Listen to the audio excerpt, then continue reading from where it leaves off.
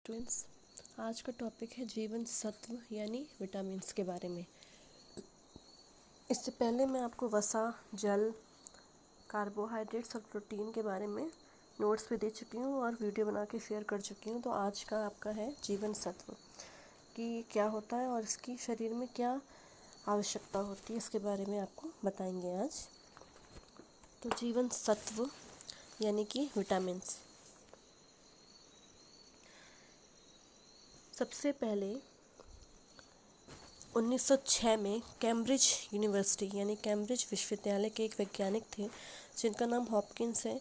उन्हें इसके लिए नोबेल प्राइज़ भी मिला और उन्होंने अपने बहुत सारे प्रयोग किए जिससे कि उन्होंने यह सिद्ध किया, यह प्रूव किया कि हमारे भोजन में सिर्फ प्रोटीन, कार्बोहाइड्रेट, वसा और खनिज लवण ही नहीं, इसके अलावा कुछ कार्बनिक यौगिक भी ज़रूरी होते हैं, जिसकी वजह से ही हमारा शरीर स्वस्थ रहता है और वृद्धि करता है। 20वीं शताब्दी की शुरुआत में अनेकों वैज्ञानिकों ने अपने अपने तरीके से प्रयोग किए और यह अपने प्रयोगों में उन्होंने यह पाया कि जिन भी चूहों को आर्टिफिशियल विधि द्वारा तैयार प्रोटीन, वसा, कार्बोहाइड्रेट, खनिज लवण यानी कि मिनरल्स से युक्त भोजन दिया गया, उनके शरीर की सामान्य वृद्धि रुक गई, जिससे उन्होंने यह निष्कर्ष कंक्लूजन निकाला कि प्राकृतिक रूप से नेचुरल रूप से जो भी भोजन मिलता है इन्हीं चारों तत्वों के अलावा कुछ और भी है जो कि शरीर के विकास और वृद्धि के लिए बहुत ही ज़रूरी है। 1911 में एक वैज्ञानिक थे जिनका नाम कि फंक ने, उन्होंने भी कई प्रयोग किए और यह प्रमाणित किया, यह सिद्ध किया कि भोजन में कुछ विशेष पदार्थ होते हैं जिनकी कमी से स्कर्वी तथा बेरी जैसे रोग हो जाते हैं। और 1913 में उन्होंने यह मान लिया कि यह तत्व जीवन के लिए आवश्यक है जो बेरी के अगेंस्ट है, यानी उससे बेरी नहीं होता है, ये बीमारी जो है उससे रुक जाती है। उसमें नाइट्रोजन के पाए जाने के कारण उस तत्व में नाइट्रोजन भी पाया जाता है जिसकी वजह से उसका नाम विटामिन दिया गया, यानी जीवन प्लस नाइट्रोजन जीवन के लिए ज़रूरी होता है और नाइट्रोजन पाया जाता है, इसलिए इसे जीवन सत्व कहते हैं, यानी विटामिन।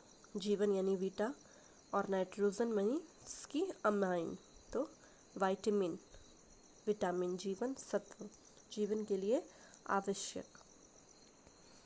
1915 में उन्होंने बहुत खोजें की और जिससे यह सिद्ध हुआ कि मनुष्य और जानवरों दोनों की ही ग्रोथ के लिए दो ही चीज़ें ज़रूरी होती हैं, एक होती है वसा में और दूसरा दूध की शर्करा में।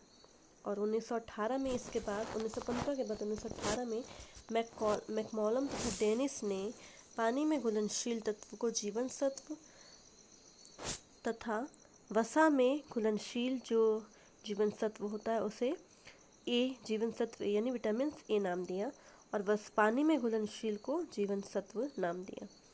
1922 में विटामिन सी एवं डी का महत्व भी सिद्ध हो गया। इसके बाद भी वैज्ञानिक अपने अपने तरीक़ों से अलग अलग जानवरों, चूहों, सफ़ेद खरगोश, कबूतरों पर भी प्रयोग करते रहे और उन्हें यह पता चला कि इस जितने भी विटामिन्स होते हैं, जैसे कि पानी में घुलनशील और वसा में घुलनशील विटामिन्स की कमी से प्राणी बीमार हो जाते हैं, जिसकी बीमार होने की वजह से यह भी सिद्ध हो गया कि जितने भी जीवाणु हैं उनकी वृद्धि के लिए, मतलब सिर्फ मनुष्य ही नहीं बल्कि अनेक तरह के जीवाणु होंगे, जानवर के लिए भी विटामिन अत्यंत आवश्यक है। अब ये तो हो गया कि क्यों आवश्यक है, क्यों होता है, जानवरों के लिए भी होता है और मनुष्यों के लिए भी होता है, बहुत सारे प्रयोग किए गए। अब इसका वर्गीकरण कैसे हुआ? 1936 तक तो इसकी सिर्फ जानकारी ही प्राप्त हो पाई कि विटामिन्स क्या होते हैं, कितने तरीके के होते हैं। अब यह सिद्ध हुआ कि विटामिन क्या होता है, एक कार्बनिक यौगिक होता है, कार्बनिक यौगिक, जो कि हमारे भोजन में बहुत ही थोड़ी मात्रा में पाया जाता है लेकिन बहुत ज़रूरी होता है। पाया तो थोड़ी मात्रा में ही जाता है लेकिन अत्यंत ज़रूरी होता है। यह सिर्फ एक तत्व नहीं होता, ये बहुत तरीक़ों के तत्व होते हैं, अलग अलग तरीक़ों के तत्व होते हैं जिन्हें दो भागों में बांटा गया। पहला है जल में घुलनशील विटामिन्स यानी जीवन सत्व, दूसरा वसा में घुलनशील विटामिन्स। तो जल में घुलनशील विटामिन्स की भी अपनी अलग विशेषताएं होती हैं और वसा में घुलनशील विटामिन की अलग विशेषताएं होती हैं। तो जल में घुलनशील जितने विटामिन्स होते हैं उनकी विशेषताएं इस प्रकार है। पहला है यह पानी में घुल जाते हैं, शरीर में ज़्यादा मात्रा में मतलब डिज़ोल्व नहीं हो पाते, शरीर में नहीं रहते हैं ज़्यादा देर तक और पानी में घुलकर शरीर से बाहर निकाल दिए जाते हैं। इनकी कमी अगर होती है तो शरीर में साफ नज़र आने लगता है। पानी में जो घुले हुए विटामिन्स होते हैं जैसे कि इनमें क्या क्या होता है, क्योंकि कार्बनिक यौगिक होते हैं इसलिए इसमें कार्बन, हाइड्रोजन, ऑक्सीजन, नाइट्रोजन और कभी कभी सल्फर तथा कोबाल्ट भी पाया जाता है थोड़ी ही मात्रा में। और इनकी शरीर में अगर कमी हो गई तो बहुत तरीके के रोग हो जाते हैं, जिसकी वजह से इन्हें रोज़ डेली भोजन में लेना अत्यंत आवश्यक होता है। जल में घुलनशील विटामिन्स दो प्रकार के होते हैं, विटामिन बी तथा विटामिन सी। विटामिन बी सिर्फ एक विटामिन नहीं है बल्कि बहुत तरीके के विटामिन्स का एक पूरा समूह यानी ग्रुप है, जिससे जोड़ के हम कहते हैं एक साथ विटामिन बी कॉम्प्लेक्स। सिर्फ विटामिन बी नहीं है क्योंकि बहुत सारे होते हैं उसमें विटामिन, तो उसको विटामिन बी कॉम्प्लेक्स यानी ग्रुप कहते हैं। अब समूह में इसमें क्या कौन कौन से विटामिन बी कॉम्प्लेक्स में कौन कौन से विटामिन पाए जाते हैं, जैसे पहला है थायमीन, राइबोफ्लेविन यानी कि B2, विटामिन B2 भी कहते हैं, थायमीन को विटामिन B1 भी कहते हैं। अब थर्ड है नाइसिन या निकोटिनिक एसिड, पायरिडॉक्सिन को विटामिन B6 भी कहते हैं, बायोटिन हो गया, पेंटाफेनिक अम्ल हो गया, folic acid, inositol, para amino benzoic acid, cyanocobalamin यानी विटामिन B12 और लास्ट है कोलिन। तो ये 11 विटामिन्स को एक साथ ग्रुप में बोला जाता है विटामिन बी कॉम्प्लेक्स। इसमें सबसे पहला है थायमीन B1, जिसकी कमी से बेरी बेरी रोग हो जाता है और इस विटामिन को बेरी बेरी विरोधी कारक भी कहते हैं यानी एंटी बेरी बेरी फैक्टर। एक ऐसा तत्व होता है जो बेरी बेरी को होने से रोकता है। ओके, तो बात करते हैं थायमीन के बारे में। इसकी खोज 1855 से शुरुआत हुई इसकी खोज करना।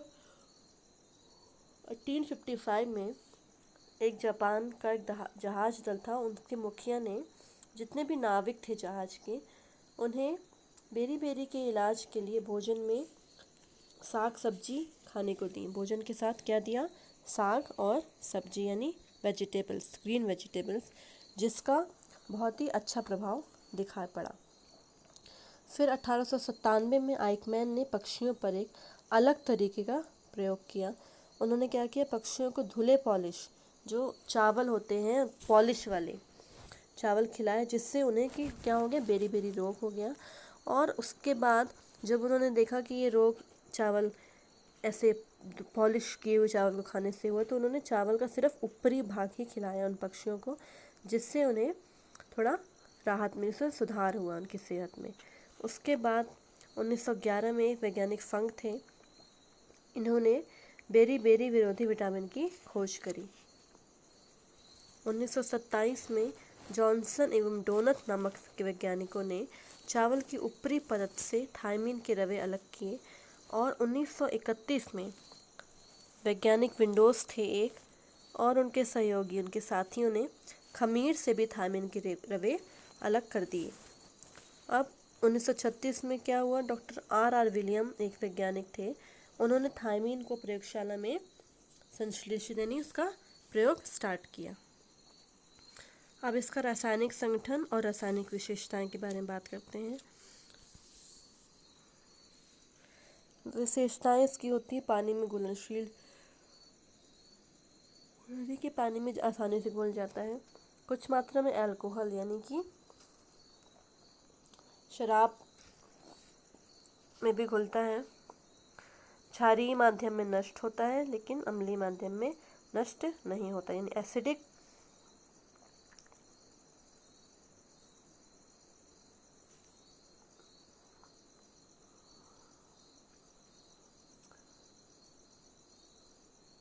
क्षारीय माध्यम यानी कि